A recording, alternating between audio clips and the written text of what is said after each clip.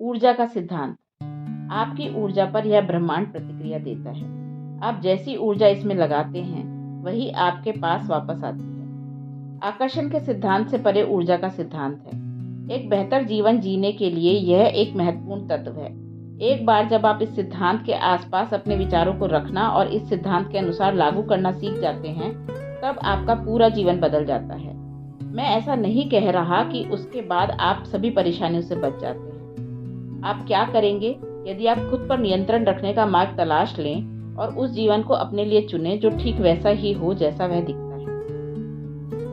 आत्मविश्लेषण के विषय पर लिखने वाले सबसे पहले लेखकों में से एक नेपोलियन हिल हैं। सन 1937 में प्रकाशित उनकी पुस्तक थिंक एंड ग्रो रिच अब तक एक बेस्ट सेलिंग पुस्तक मानी जाती है और दुनिया के बहुत से उद्यमी गुरुओं ने सफलता प्राप्त करने के लिए इस पुस्तक के मार्गदर्शन की प्रशंसा की है। अपनी इस पुस्तक के लिए हील ने जो मेहनत की उसमें 500 सफल स्त्री व पुरुषों के साक्षात्कार सम्मिलित हैं, जिनमें उन्होंने बताया है कि सफल होने के लिए उन्होंने क्या किया। फिर हील ने उन सबसे प्राप्त जानकारी को पुस्तक में अपने पाठकों के साथ साझा किया। पुस्तक में निष्कर्ष पर पहुंचते उन्होंने दावा किया कि हम जो कुछ भी हैं वह विचारों की उस ऊर्जा की वजह से हैं जिसे हमने अपने रोजमर्रा के वातावरण से प्रेरित होकर चुना और अपने अंदर संचित किया। हील द्वारा अपनी पुस्तक में ऊर्जा की अवधारणा के लिए बहुत सारे संदर्भ दिए गए हैं और आप देखेंगे कि अंग्रेजी शब्द वाइब्रेशन है, जिसका हिंदी अर्थ यहाँ पर ऊर्जा है और जिसे आजकल आमतौर पर वाइब शब्द से संबोधित किया जाता है। मेरी इस पुस्तक में ऐसा ही किया गया है। उनकी पुस्तक के बहुत सारे संस्करण आने के पश्चात पुस्तक में वाइब्रेशन शब्द का जिक्र भी नहीं किया गया। हो सकता है कि प्रकाशकों को इस पर विश्वास न हो कि संसार हील की अवधारणा के लिए तैयार नहीं था।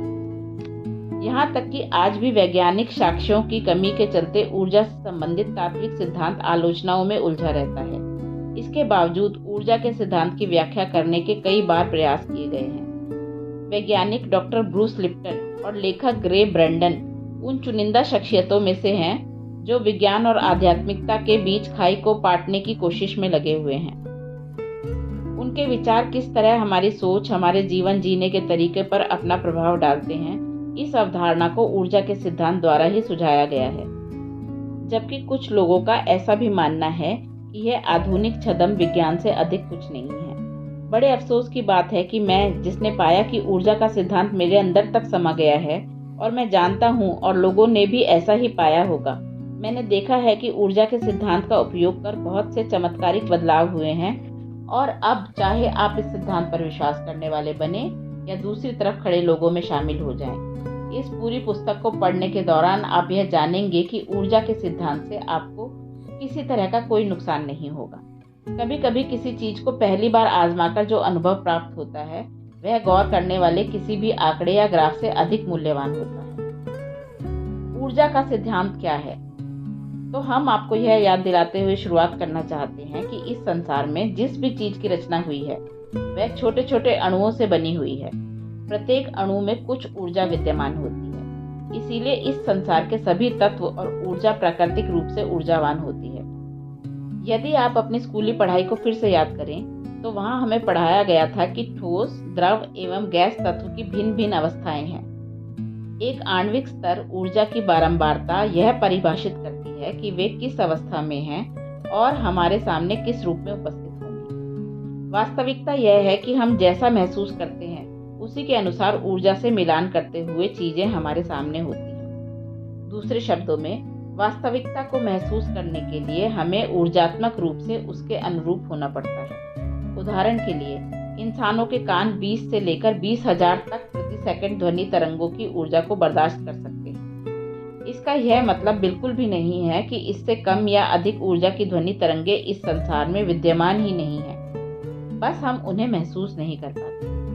जब एक कुत्ता सनसनाहट करता है तो उसकी बारंबारता इंसानी कानों की ऊर्जात्मक श्रेणी के परे होती है और इसीलिए वह हमारे लिए न होने के समान होती है।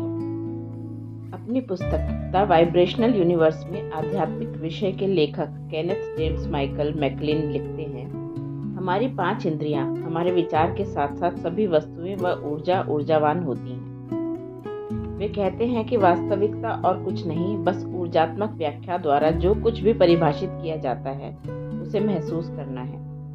हमारा ब्रह्मांड स्पष्ट तौर से ऊर्जात्मक फ्रीक्वेंसी का एक बहुत गहरा समुद्र है। इसका अर्थ है कि वास्तविकता ऊर्जावान वायु है जो ऊर्जा के हुए बदलावों पर प्रतिक्रिया देती है।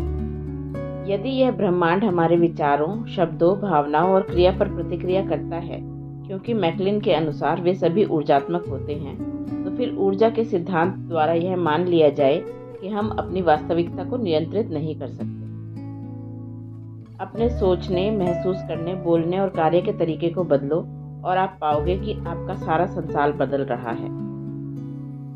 किसी भी विचार को वास्तविक बनाने के लिए या कुछ सीमा तक जैसा आप महसूस करते हैं वैसा बनाने के लिए आपको आवश्यक तौर पर उसकी ऊर्जात्मक फ्रीक्वेंसी के साथ खुद का मिलान करना होगा। कोई चीज आपके पास जितनी अधिक वास्तविक या ठोस रूप में होगी, आप उसके उतना करीब ऊर्जात्मक तौर से होंगे।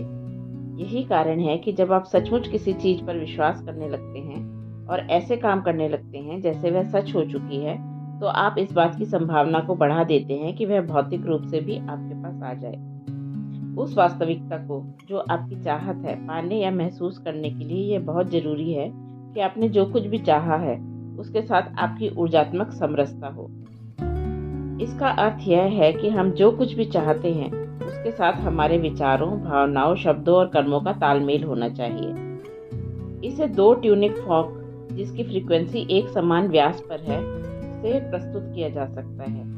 यदि आप उनमें से एक पर प्रहार करते हैं और उसमें कंपन शुरू हो जाता है, तो उसके साथ ही दूसरा फॉर्क भी अपने आप ही कांपने लगता है, जबकि आपने उसे छुआ भी नहीं होता। पहले ट्यूनिक फॉर्क में से जिस पर आपने प्रहार किया था, ऊर्जा उस ट्यूनिंग फॉर्क में स्थानांतरित हो जाती है जिसे आपने नहीं छुआ, क्योंकि वे दोनों एक ही फ्रीक्वेंसी पर अनुसंगत होते हैं। वे आपस में ऊर्जात्मक तौर से एक समान होते हैं।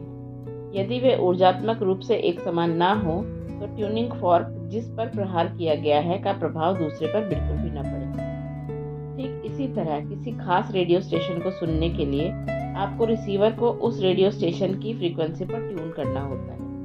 आपके पास किसी भी रेडियो स्टेशन को सुनने का बस एक यही रास्ता है। अगर आप एक अलग फ्रीक्वेंसी पर ट्यून करते हैं, तो आपको किसी दूसरे ही स्टेशन के कार्यक्रम सुनने को मिलेंगे।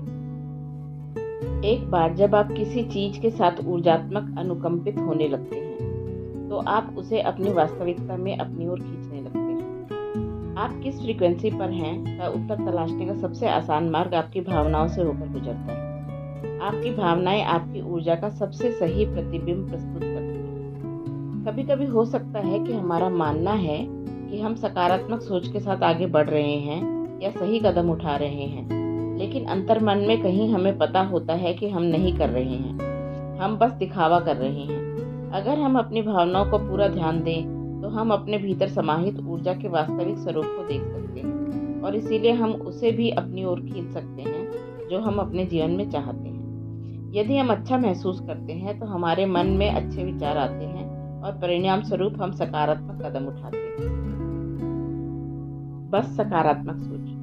सकारात्मक सोच वाले विचार सबसे अधिक ऊर्जावान होते हैं। अच्छा और सकारात्मक जैसे शब्दों का प्रयोग परस्पर किसी ऐसी वस्तु के लिए होता है जो वांछित है। उदाहरण के लिए, जब भी आप अपने साथ घट चुकी किसी घटना का जिक्र यह कहते हुए करते हैं कि वह अच्छी या सकारात्मक थी, तो आप उसे इस तरह से इसीलिए संदर्भित कर रहे होते हैं क्योंकि वह ठीक वैसी रही जैसी आशा आपने की थी, या कम से कम उतनी बुरी नहीं जितनी आपने सोची थी।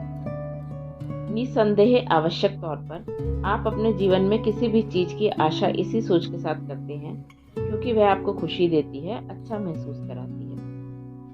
जीवन की सभी आशाएं इसीलिए होती हैं कि हम खुश रहकर अपनी भावनाओं को व्यक्त कर सकें और गम व उदासी से कोसों दूर रहें। हम में से अधिकतर लोगों का मानना है कि हमारी इच्छाएं हमें खुशी की ओर ले जाती हैं। प्रकृति द्वारा आपको दी गई भावनाओं की शक्ति सबसे शक्तिशाली ऊर्जा है जिसे आप नियंत्रित कर सकते हैं, और मूलभूत तौर पर हम हमेशा सकारात्मक भावनाओं की ही खोज में रहते हैं। हम यह तर्क रख सकते हैं कि हमारे जीवन भर यही खोज रहती है कि हमें अच्छी ऊर्जा का अनुभव हो। इसके बारे में जरा सोचें। जब आप अच्छा महसूस करते हैं तो आपको अपना जीवन भी अच्छा लगने लगता है अगर ऐसा संभव हो जाए कि आप निरंतर अपने जीवन में अच्छी ऊर्जा का अनुभव कर सकें, तो आप अपने जीवन को हमेशा सकारात्मकता के प्रकाश से प्रकाशित होते हुए पाएंगे। फिजिशियन डॉक्टर हैंस जेनी को साइमैटिक्स शब्द को रूपित करने के लिए जाना जाता है, जो कि दृश्यात्मक ध्वनि व ऊर्जा का शोध होता है। उनके एक सबसे बेहतर प्रयोगों में से एक धातु के पात्र में बिखेरे गए रेत के कणों पर वायलिन के तारों को अलग अलग फ्रीक्वेंसी पर छेड़कर निकाली गई ध्वनि से कणों में हुए कंपन को दर्शाया गया है। अलग अलग फ्रीक्वेंसी पर आधारित विभिन्न पैटर्न्स को बनाया गया है। उच्चतम ऊर्जा स्तर के बहुत ही सुंदर गहन पैटर्न्स बनाए गए हैं, जबकि निम्न स्तर की ऊर्जा कम आकर्षक आकारों को निर्माण करती है। फिर उच्चतम स्तर की ऊर्जा अधिक आनंददायक प्रभावों को जन्म देती है। आदर्श तौर पर हम सभी जितना ज़्यादा हो सके जीवन में प्रेम और आनंद का अनुभव करना चाहते हैं। ये हमारी सबसे उच्चतम स्तर की ऊर्जा वाली भावनाएं होती हैं और ये हमारी मदद हम जो चाहते हैं उसे प्रत्यक्ष करने में करेंगी तथा उससे भी आगे और भी सकारात्मक ऊर्जा का संचार हमारे भीतर भी करेंगी। इसके विपरीत घृणा, क्रोध और निराशा की भावनाओं में बहुत ही निम्न स्तर पर ऊर्जा होती है। वे हम जो नहीं चाहते उसे हमारी ओर अधिक आकर्षित करती हैं। ऊर्जा के सिद्धांत पर भरोसा करते हुए हमें अच्छी ऊर्जा को अपनी ओर आकर्षित करने के लिए अच्छी ऊर्जा की ही कल्पना आवश्यक तौर पर करनी होगी। वाइब्रेशनल फ्रीक्वेंसी के ट्रांसमीटर और रिसीवर में हम जो वाइब्रेशन रखते हैं वह हमेशा ही उन सभी चीज़ों को हम तक खींचकर ले आते हैं जो ठीक उसी फ्रीक्वेंसी पर वाइब्रेट कर रहे होते हैं। इसका अर्थ यह है कि इस ब्रह्मांड में हम अपनी जिन भावनाओं को डालेंगे वे उसी के समान ऊर्जा के साथ मिलान करते हुए हम तक वापस आ जाएंगे। तो यदि आप खुशी की भावना को भेजते हैं तो वह आपको उससे भी अधिक आनंद देने वाली चीज़ों को आप तक खींचकर ले आएगी। आमतौर पर हमें यह भ्रम होता है कि हम तभी खुश रह सकते हैं जब हमारे पास वह होगा जो हम चाहते हैं। सच तो यह है कि आप चाहें तो भी अभी से अच्छा महसूस करना शुरू कर सकते हैं। जिन भावनाओं की हम कल्पना करते हैं वे हम तक जैसे को तैसा वाली कहावत के आधार पर हमारे अनुभवों से वापस आती है। अंततः खुद से प्यार करना और अपनी ऊर्जा के स्तर को ऊपर उठाने की प्रक्रिया हाथों हाथ चलती है।